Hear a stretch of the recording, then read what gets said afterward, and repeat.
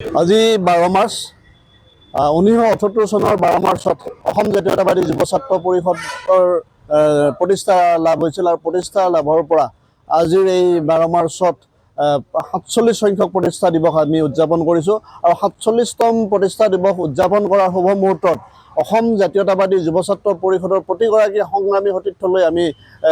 ধন্যবাদ জ্ঞাপন কৰিছোঁ, শুভেচ্ছা জ্ঞাপন কৰিছোঁ। লগতে জাতীয়তাবাদী যুৱ ছাত্ৰ পৰিষদৰ সংগ্ৰামখনৰ লগত জড়িত হৈ 1978 চনৰ 12 মাৰ্চৰ পৰা